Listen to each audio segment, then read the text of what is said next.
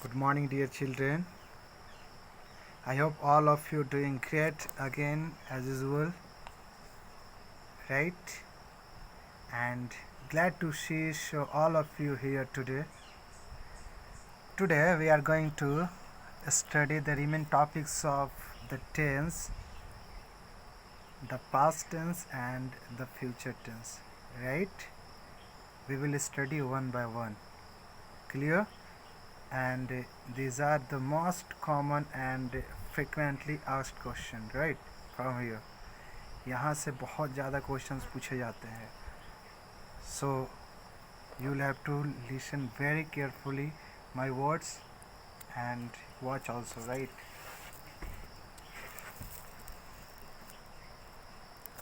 Let's begin.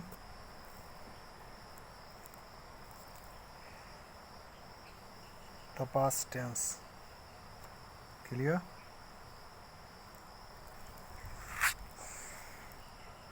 Affirmative. As you know that affirmative sentences are also known as positive sentence, right? Observe these sentences. Mrs. Gandhi was a great leader. Was. Anil was a tall, slim lad. I was afraid of him. You were ignorant of the real facts. We were far, far away from home. She was a graceful lady. It was 14th of June yesterday. The players were very tired. It was hot and stuffy yesterday. Right? Wa.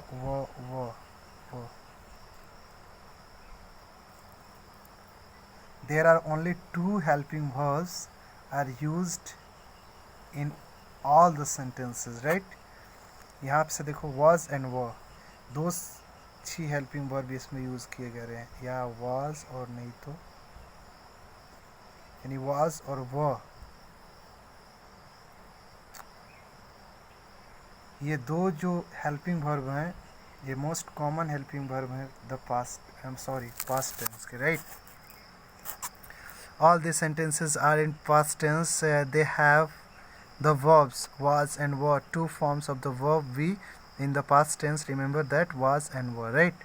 एक और use होता है past tense में helping verb का, had, है ना, right? जो कि हैव और हैज़ की जगह पे यूज होता है. जैसे हैव और हैज़ हम लोग परफेक्ट में कैसे यूज़ करते हैं प्रेजेंट टेंस में, तो उसका पास्ट फॉर्म सिर्फ हैड ही होता है ना, सारे सब्जेक्ट के साथ हैड का यूज होता है. Had is used with all the subject, सभी सब्जेक्ट के साथ याद रखिएगा, right? Next, was is used with singular subjects, right? Singular subject के साथ was का यूज होता है, राइट? जैसे सिंगुलर में आप किसको लेते हो, आई को ले सकते हो आप, वी तो हमेशा प्लूरल के फॉर्म में यूज़ होता है, राइट? आप ही को ले सकते हो, आप सी को ले सकते हो, इट को ले सकते हो, राइट? या single name, one name, single name है ना, या सिंगल नाम, right?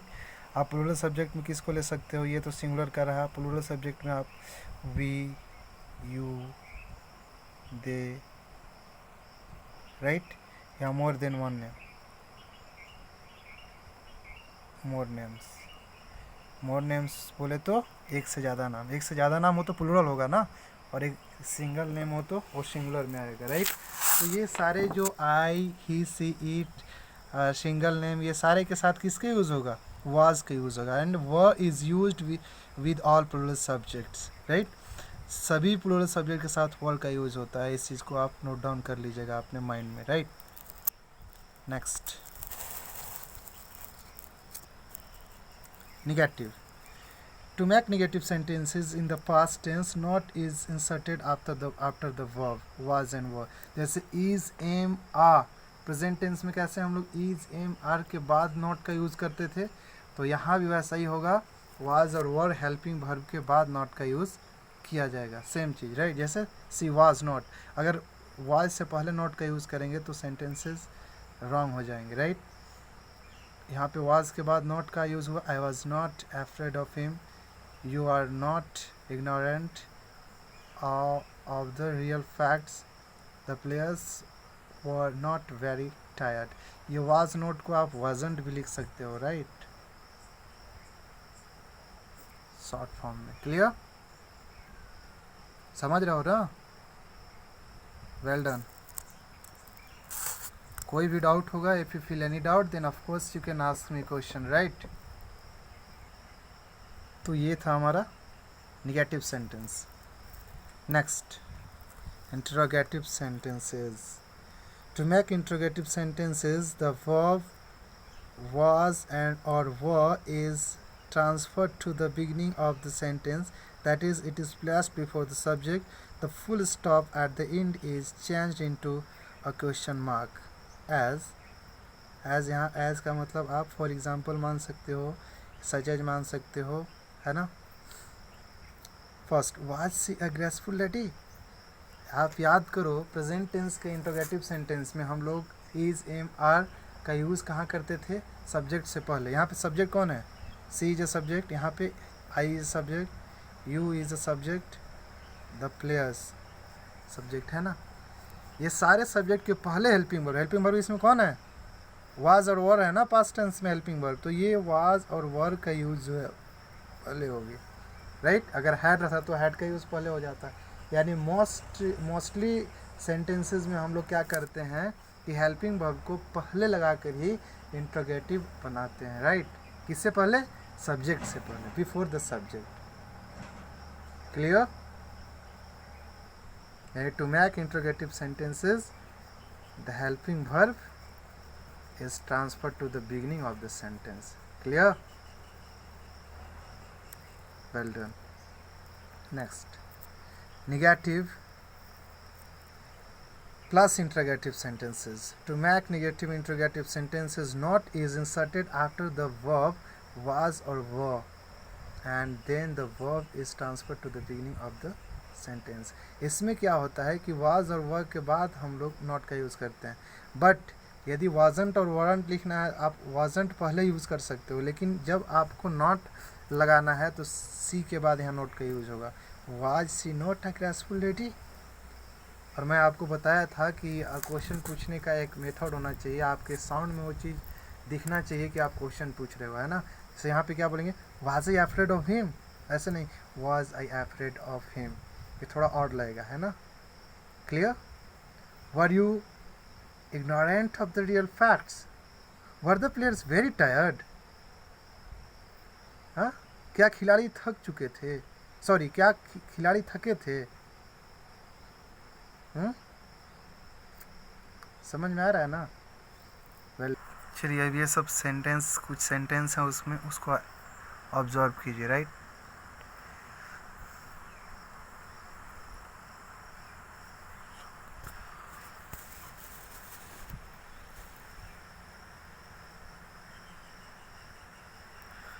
Was she not a graceful lady. She subject के बाद नॉट लगा ना, वाज के बाद तुरंत not, was not I afraid of him. अगर वाज के बाद तुरंत नोट लगाइएगा तो सेंटेंस आपके रॉन्ग हो जाएंगे, है ना। ये सब्जेक्ट के बाद हम लोग को नोट लगाना है, हमेशा याद रखना है इस बात को, राइट। बट इसको हम डायरेक्ट अगर ये लिखिए wasn't she a graceful lady, तो wasn't के बाद सी लगा सकते हैं। अगर नोट को अलग आपको लिखना है तो सब्जेक्ट के बाद ही नोट का यूज़ करें तो ज़्यादा बेटर रहेगा, right. Was I not afraid of him, देखिए सब्जेक्ट के बाद यूज़ हुआ है not. Were you not ignorant of the real facts, were the players not very tired, right. समझ में आ गया ना? Well done. Next, the future tense, affirmative or positive sentence, right? Observe the following sentences. Mr. Gupta will be a great leader. Anil will be a tall, slim lad. I shall be afraid of him. You will be ignorant of the real facts. She will be far, far away from home. She will be a graceful lady. It will be 16th of June tomorrow. The players will be very tired. It will be hot and stuffy tomorrow. Right. अब यहाँ पे observe कीजिए, सारे में will be, shall be, shall be, shall be, shall be, shall be, यानी हम बोल सकते हैं कि इसका हेल्पिंग वर्ब जो है वो शैल या विल होता है, ये लगेगा ही एनी हाउ। क्लियर, शैल या विल। तो ये होता है हेल्पिंग वर्ब किसका, फ्यूचर टेंस का, राइट।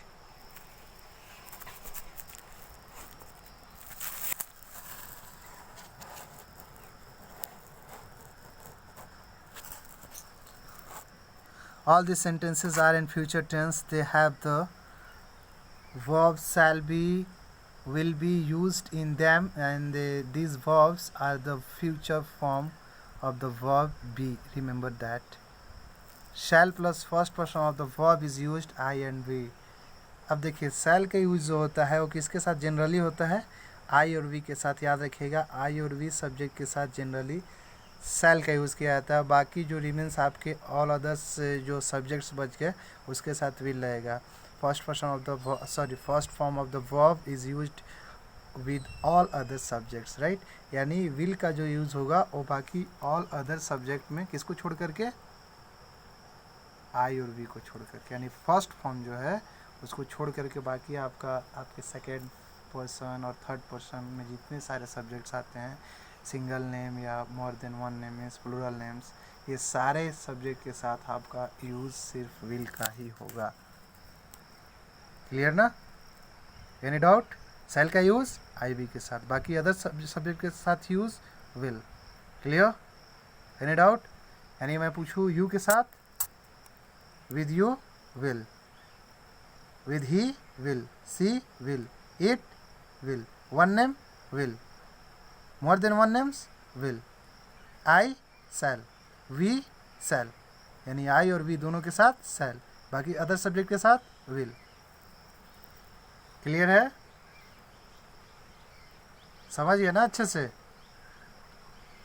चलिए, well done.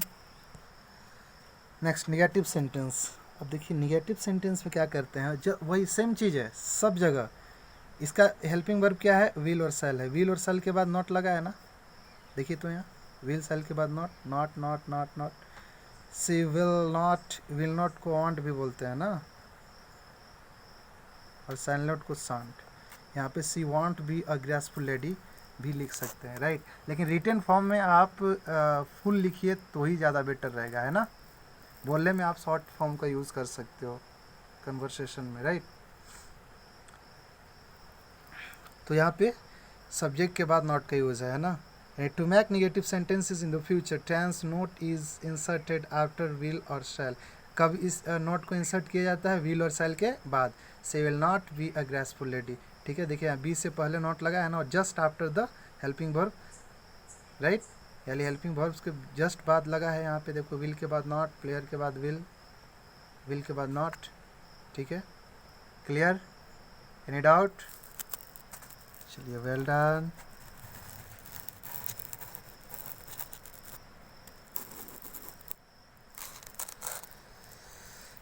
Interrogative. To make interrogative sentences, shall or will is transferred to the beginning of the sentence, that is, it is placed before the subject.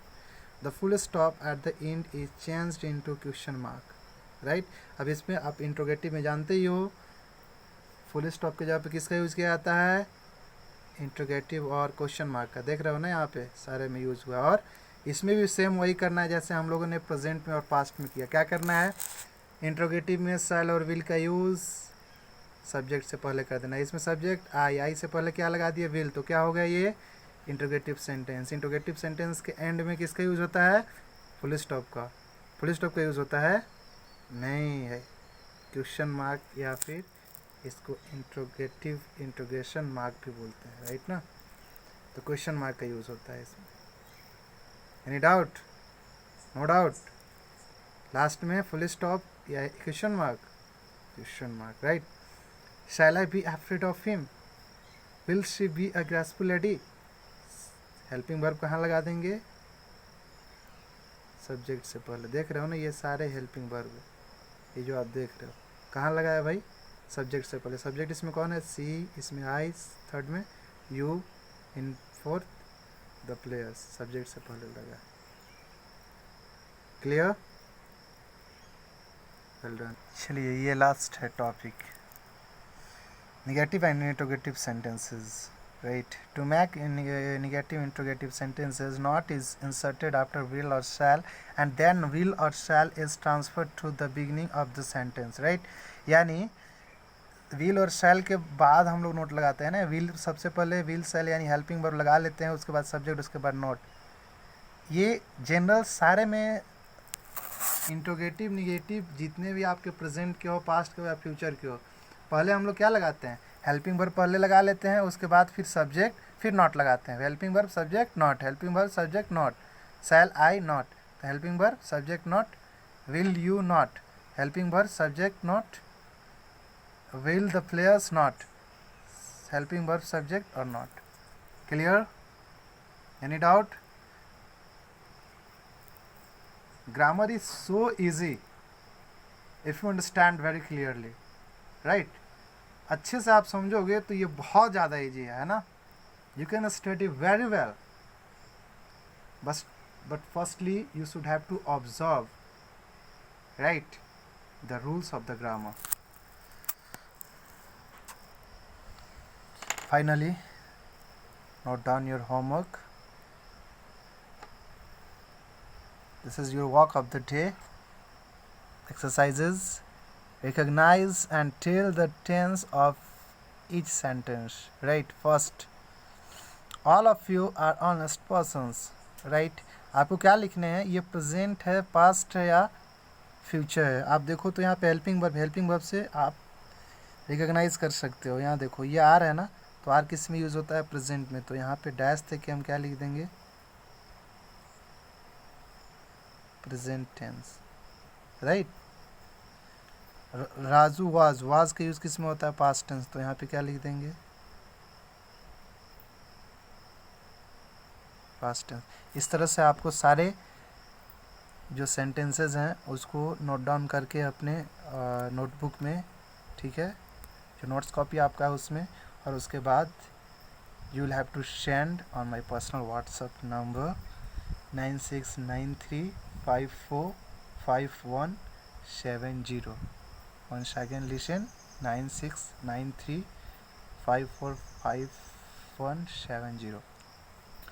Third sentence, all the fountain pens are mine. She will be in her best clothes. You are at fault in this matter. The dog is a very faithful animal. There was only a little water in the jug. We shall be very grateful to you. The sky is overcast with clouds. Akbar was the greatest Mughal emperor. There is a long queue at the milk booth. India will be a great power soon. Gold and silver are precious metals. Lakshmi Bai was the brave queen of Jhansi.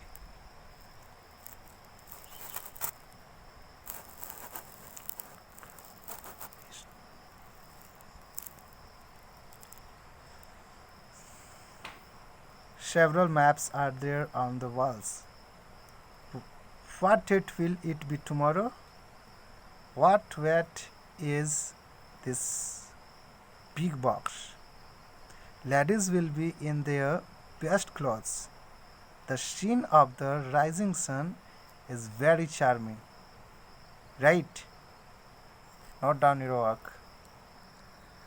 And next, fill up each blank with was or were. Right?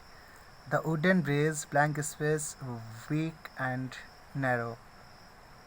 है ना, आप fill up कर सकते हो ना was और were से. Right? It blank space a cold and windy day. It क्या है, I और we, it के साथ किसका यूज़ होगा, was या were का, was का है ना। The wooden bridge, bridge 1 है या 2, तो सिंगुलर के साथ क्या यूज़ होता है, was, right। नेक्स्ट,